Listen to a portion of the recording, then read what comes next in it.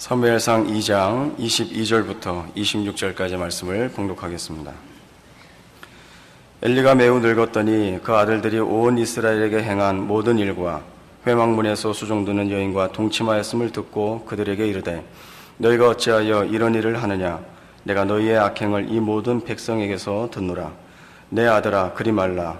내게 들리는 소문이 좋지 아니하니라. 너희가 여호와의 백성으로 범각케 하는도다. 사람이 사람에게 범죄하면 하나님이 판결하시려니와 사람이 여호와께 범죄하면 누가 위하여 간구하겠느냐 하되 그들이 그 아비의 말을 듣지 아니하였으니 이는 여호와께서 그들을 죽이기로 뜻하셨음이었더라. 아이 사무엘이 점점 자라매 여호와와 사람들에게 은총을 더욱 받더라.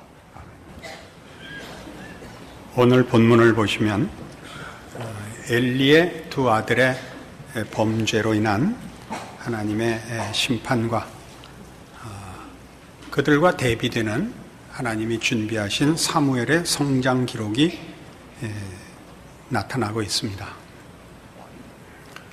이스라엘은 출애굽하여 약속의 땅 가나안에 들어와 정착한 이후에 여호수아 사후부터는 사사들이 그 나라를 다스려 왔습니다. 정치적인 지도자가 아니고 제사장 직분에 더 가까우며 제사장 직분과 함께 재판관으로 그 나라를 다스립니다. 우리 사사라고 번역한 것은 성경에 그 영어 성경본은 저지로 되어 있습니다. 그러니까 판관들입니다. 하나님이 통치하시는 나라에서 그 백성들이 제대로 하나님을 섬기며 신앙적으로 살고 있는가를 판단하는 기능이 이스라엘을 다스리는 가장 중요한 근거와 기준이 되고 있는 것을 보여주고 있습니다. 그런데 그게 이제 이 엘리 때에 와서는 그 기능이 이제 거의 효력을 발휘하지 못해서 하나님께서 이제 이스라엘에게 왕조를 준비하고 계시는 것입니다. 이스라엘의 왕조가 성립되는 것은 백성들이 원하기도 하지만 하나님께서 이제 허락하셔서 그 준비로 사무엘을 보내고 있습니다. 사무엘은 자기가 왕이 될 것은 아닙니다. 이제 왕을 세워 왕조를 시작해 하는 중요한 일을 이제 수행할 것입니다. 근데 이 둘의 대조를 보면 우리가 살고 있는 인간 역사에 대한 신자들의 특별한 안목이 생깁니다. 세상은 세상적인 차원에서의 현상들에 전부 집중해서 역사를 이해하고 있죠. 말하자면 엘리와 그의 자녀들 같이 세상의 역사를 좌우하는 세상적인 힘과 영향에 관심을 갖고 있지만 이제 우리가 성경을 통해서 보는 역사에 대한 이해는 역사가 사람 손에 맡겨진 채로는 존속될 수 없다. 그래서 하나님이 늘 하나님의 사람을 세워 이 역사를 보존하신다 하는 걸 봅니다. 말하자면 하나님이 이스라엘 백성을 위하여 세운 사사라는 제도가 힘을 쓰지 못하는 것은 제도의 잘못이 아니라 어느 제도든 또는 어느 체계든 어느 사상이든 결국 그것을 운용해야 되는 사람의 문제인데 이 사람이 부패했고 사람이 평생을 정직할 수 없으며 그가 평생을 신실하다 할지라도 인생은 짧기 때문에 전 역사에 걸쳐서 인간 쪽에서 그 역사를 진실하게 정의롭게 지켜낼 수는 없다 하는 것이 성경의 지적입니다. 그러니까 여기 25절에 등장하는 그 두 아들을 하나님께서 죽이기로 했다는 것은 그 잘못에 대하여 하나님이 진노하시고 심판했다라는 단순한 내용이 아니고 이스라엘의 공멸을 막으시려 하신다라는 뜻입니다. 이대로 놔두면 이스라엘 전체가 망할 것이기 때문에 저들을 제거하시고 사무엘을 세워 이제 왕조를 만드실 것입니다. 그러니까 우리가 역사 속에서 보는 역사에 보이지 않는 뒤에 이 하나님의 손길이 있음을 알아야 됩니다. 한 왕조가 무너지고 새로운 왕조가 들어서는 일들, 한 체제가 무너지고 다른 체제가 등장하고 한 사상이 무너지고 다른 사상이 등장하고 하는 것들은 사실은 그렇게 큰 차이가 없습니다. 성경에도 기록된 대로 해 아래 새 것이 없다. 그저 같은 일이 반복된다 하는 것을 역사를 통하여 인류가 배우고 있습니다. 인류가 확인한 것은 뭐냐면 인간은 역사를 통하여 아무런 교훈을 받지 않는다라는 것을 배웠다는 거죠.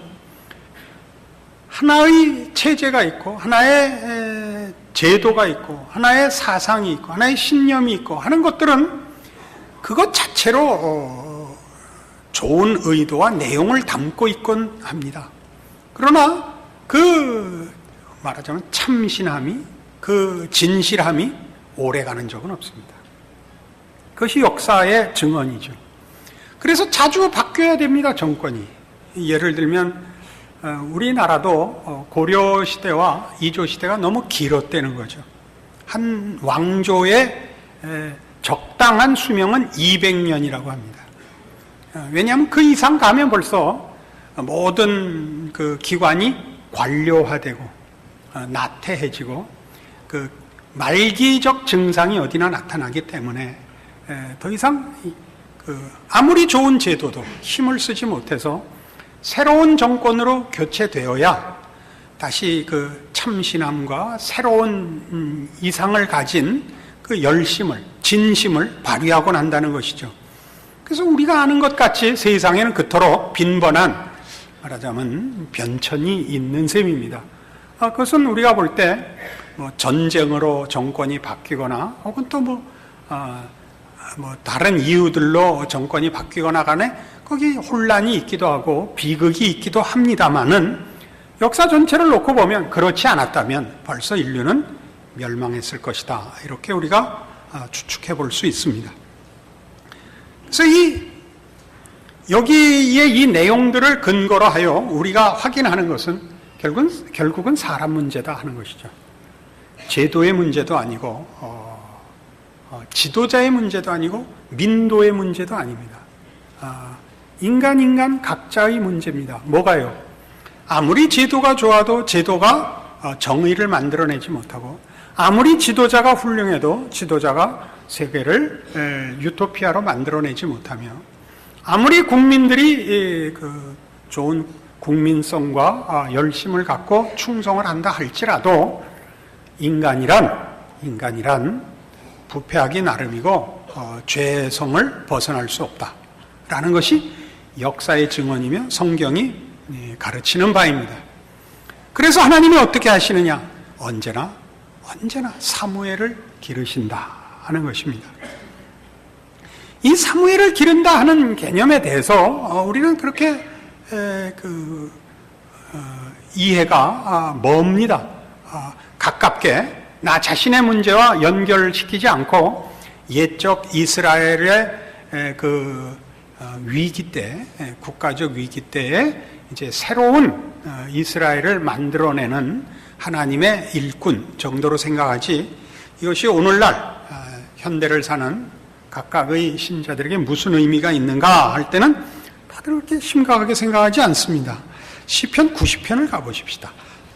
869페이지 구약성경 시편 90편 10절에 보면 우리의 년수가 70이요 강건하면 80이라도 그 년수의 자랑은 수고와 슬픔뿐이요 신속기간이 우리가 날아가나이다. 이런 모세의 기도문이 나옵니다. 90편 서두에 있는 바와 같이 하나님의 사람 모세의 기도입니다. 모세는 80세에 하나님 앞에 부름을 받아 애굽의 종되었던 자기 백성을 하나님의 기적의 손길로 구하여 내 그 홍해를 가르고 건너고 반석에서 물을 마시고 메추라기와 만나를 먹으면서 광야길을 걸어 시내산에 도착하여 하나님의 강림을 목도하고 하나님이 주시는 율법을 받아온 사람입니다. 그러나 이스라엘 백성은 동일한 체험을 했으나 하나님께 신실하게 순종하지 않고 계속 그 신앙을 저버려서 결국 약속의 땅에 들어가지 못하고 40년 동안 광야 생활을 방랑하다가 마치도록 되어 있었고, 그 세대와 모세는 함께 그 끝에 광야에서 죽게 됩니다. 그 모든 하나님의 신실하심과 의로우심과 또 능력을 함께 목도한 자로서, 그리고 그 은혜를 입은 이스라엘 백성의 어리석음과 그 부패성을 보고서 쓴 기도문입니다. 그의 깨우침은 이거죠. 인간이란 참 헛되구나 하는 것입니다. 그 생각에서, 그 속성에서 참으로 못났구나 하는 것을 그가 확인하고, 게다가 옳은 생각을 한다 할지라도 인생은 너무 짧기 때문에 도무지 별 도움이 되지 못한다, 그런 얘기를 여기에다 진술하고 있습니다.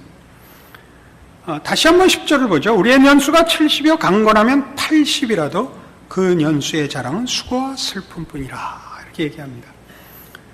뒤돌아보니 그저 작은 일에 열심을 냈고 작은 의를 지키고 작은 충성을 했는지 몰라도 결국 크게 얘기해서 세계와 역사에 뭐 어느 하나의 도움도 되지 못했다, 그런 뜻입니다. 우리가 전도서 1장에서 보는 솔로몬으로 추정되는 그 저자의 한탄 섞인 고백이 뭡니까? 해 아래 새 것이 없도다. 해 아래 하는 모든 수고가 헛되도다. 이 무슨 고백이냐 하면 인생이 가치가 없다. 인생은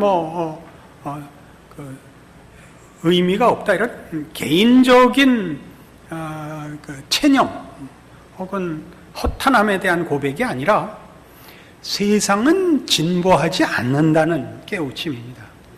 세상이 진보하지 않는다는 건 역사가 진보하지 않는다는 뜻이요, 인류는 자라나지 않는다는 뜻입니다. 무엇을 보고 아느냐? 그가 된 증거들은 이겁니다. 해는 어저께 떴던 그 해가 오늘 뜬다 이겁니다. 어제 떴던 해가 오늘은 좀 나아져서 떠야 될 거 아니냐? 그렇지 않지 않느냐 이거죠. 그렇게 얘기하면 뭐 그런 거 그게 무슨 말이 돼? 사람이 그렇거든요. 사람은 2000년 전에 난 애나 오늘 낳는 애나 똑같이 태어납니다. 더 낫지 않습니다. 뭐 이렇게 우리가 이렇게 열심히 살면 오늘날 이렇게 뭐 많은 정보와 국제화 시대에 살면 태어나면서 적어도 2개 국어는 하고 태어나야 될 거 아닙니까? 에? 그렇게 안 태어납니다. 똑같이 태어납니다. 하나도 나아진 게 없습니다. 어느 것 하나. 봄이 조금씩 나아지고 여름이 조금씩 나아집니까? 그렇지 않습니다. 이번 여름, 가을은 제 생애에서도 가장 지랄 맞았습니다. 생각이 없습니다, 세상은. 에? 똑같이 인간이 그렇습니다. 반복되고 있습니다. 그 얘기를 하는 겁니다. 그러니까 이 기도문 속에서 이 모세가 깨우치는 건 뭐죠? 인간의 못남, 인간의 무력함에 대한 이해입니다. 작은 충성을 할 수 있고 작은 정의를 지킬 수 있지만 지붕이 새는 것을 고칠 수 없고 뚫어진 구들장을 고칠 수 없더라 이겁니다. 그건 누구만 할 수 있냐? 그건 하나님만 할 수 있다. 그래서 이렇게 이어갑니다. 그 연수의 자랑은 수고와 슬픔뿐이라. 그러니까 우리는 무력하다라는 얘기 후에 11절, 누가 주의 노의 능력을 알면 누가 주를 두려워하여야 할 대로 주의 진노를 알리까? 우리에게 우리날 계수함을 가르치사 지혜의 마음을 얻게 하소서. 왜 진노가 나오고 심판이 나오는가? 우리는 하나님의 도우심을 구하고 하나님의 통치에 순종해야 되는데 가장 그러니까 전체를, 근거를, 본질을 고쳐낼 수 있는 하나님께 의지하지 않고 우리가 고치려고 합니다. 우리가 고치려고 합니다. 그리고 그 고치려고 하는 것들은 따지고 보면 전체 큰 틀에서 볼 때는 아무런 도움이 되지 않는 것들입니다. 그래서 하나님의 뜻과 하나님의 일하심에 대해서는 무지하면서 발버둥 치고 본인의 옳은 것을 증명하고 시행하기 위하여 그 많은 부작용을 일으키는 인생과 세상을 말하자면 지금 고소하고 있는 것입니다. 우린 이런 일들을 멀리서 말고 우리 한국의 근현대사에서도 봅니다. 우리가 독립한 이후에 말하자면 이 남한 정부가 처음에 가졌던 가장 큰 문제는 배고픔을 해결하는 것이었습니다.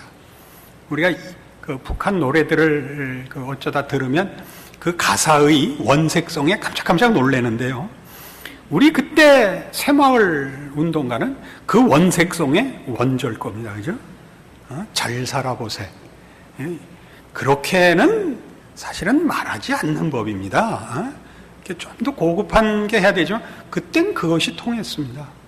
그게 모두의 공감을 산 겁니다. 한 손에 망치 들고 한 손에 총 들고 싸우며 일하고 일하며 싸우세요. 이건 또 어떻습니까? 이게 북한 노래 같습니까? 남한 노래 같습니까? 이게 예비군가였지 않습니까? 우리는 그때 그 모두 동조하고 그래서 배고픔을 면했습니다. 그러나 그동안은 무슨 일이 일어났죠? 인권 문제가 그늘진 그 산업화의 가장 큰 그늘과 상처로 남았습니다. 우리는 사실 뭐라고 얘기할 수가 없습니다. 왜냐하면 그 일로 상처를 받은 사람들에게는 아무리 대한민국이 경제적으로 발전을 했다 해도 그것으로는 그 받은 상처를 보상받을 수 없습니다. 그러나 그럼 인권을 보호하고 다 같이 굶어 죽는 게 낫냐? 그것도 또 정답은 아닙니다. 우리는 정답을 찾을 수가 없습니다. 그 후유증이 민주화로 나타났었습니다. 문민정부가 나오고 민주화가 됐어요. 민주화가 되자 실력 없는 게 그만 다 뽀록이 났죠. 잘 살아보세 때는 열심만 내면 됐는데 이제 배 좀 부르니까 민주화 입마다 떠들고 인터넷마다 아우성을 치니까 그 중구난방이죠 정말. 입 가진 사람은 다 떠들고 컴퓨터 가진 사람은 다 두들겨 대니 이게 도대체 뭐가 국론이고 뭐가 대한민국의 지금의 윤리인지 알 수 없는 세상이 됐습니다. 그저 말을 험하게 하는 시대가 됐습니다. 이것도 지나가야 되는 한 과정이겠죠. 이것은 저 같은 정치의 문외한이 감히 할 얘기도 아니고 뭐라고 할 자격이 없습니다. 그러나 기독교인으로서는 할 말이 있습니다. 끝없이 이걸 겁니다. 이렇게 손바닥을 뒤집었다 엎었다 옛날에 댄지 하는 거죠. 엎어서 편대고 이게 엎은 거죠. 엎어서 편대고 뒤집어서 편대고 엎어서 편대고 뒤집어서 편대고 그렇게 계속 반복적으로 끝이 없는 답이 없는 시간이 흐를 것입니다.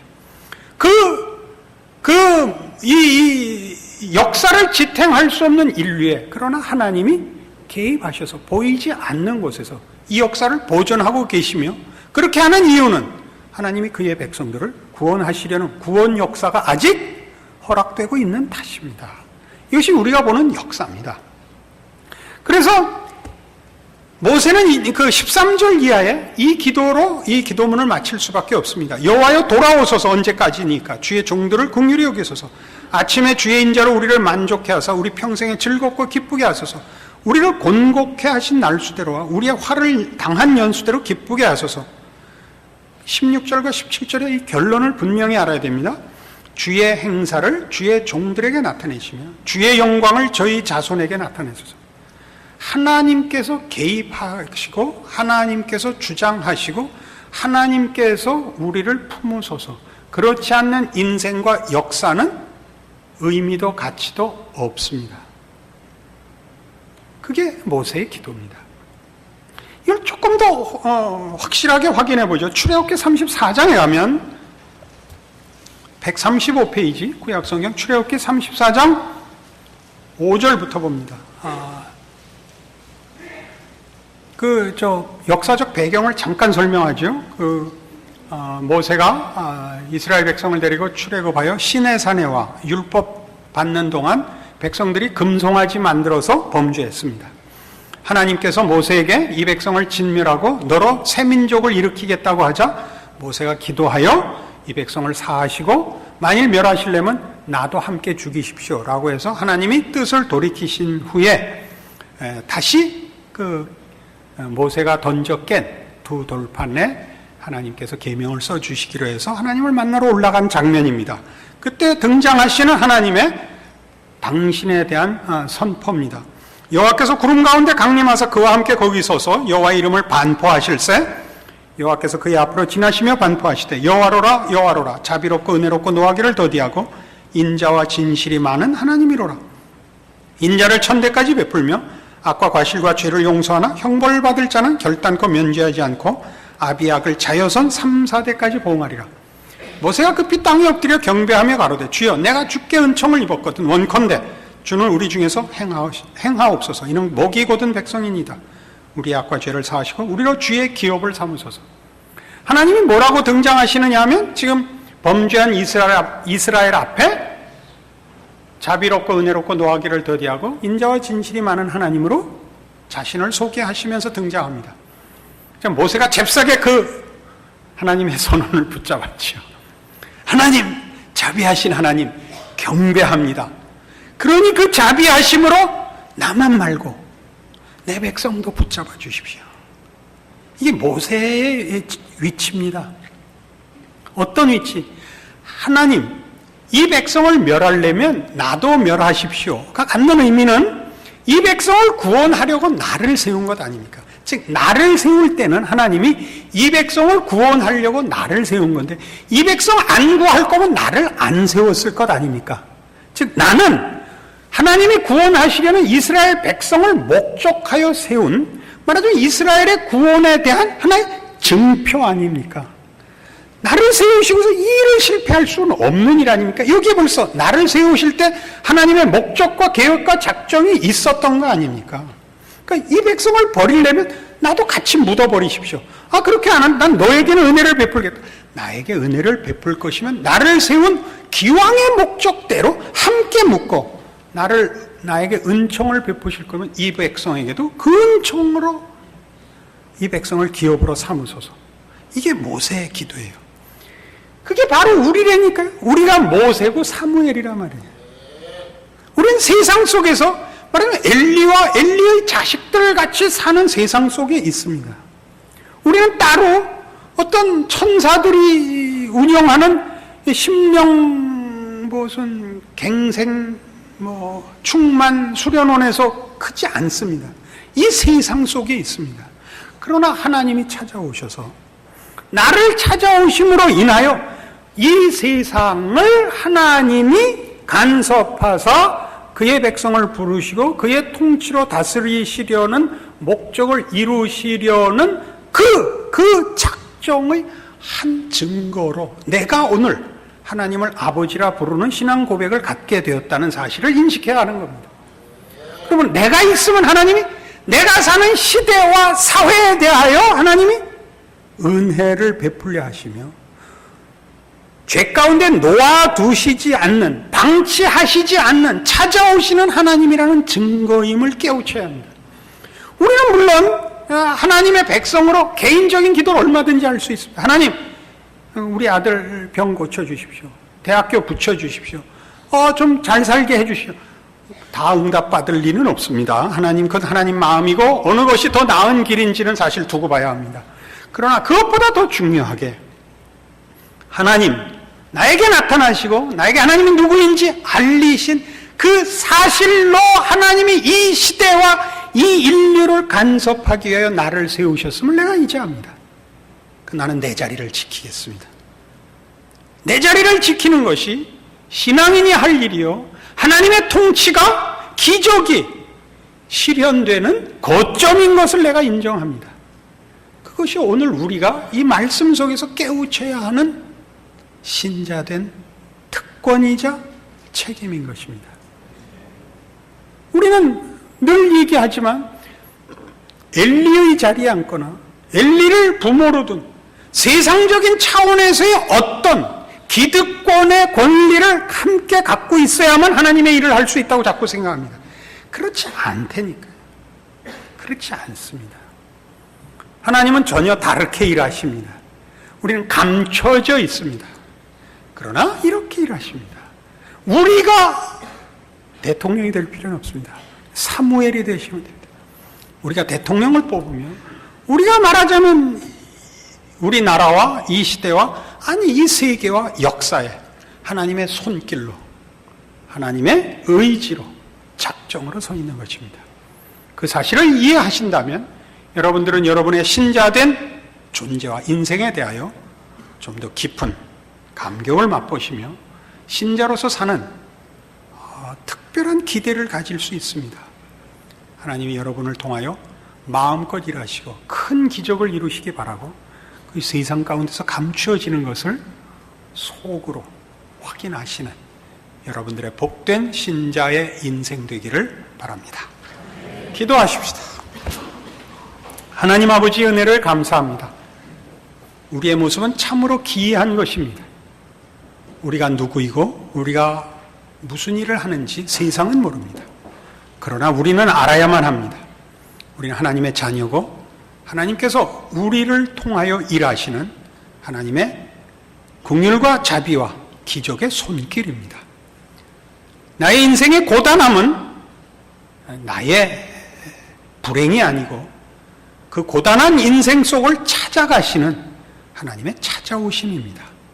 임마누엘의 기적이 나의 존재이며 나의 생애인 것을 기억하여 더 깊은 신앙의 순종과 기대와 믿음으로 주의 사람으로 사는 우리들 되게 하여 주시옵소서. 예수님 이름으로 기도합니다. 아멘.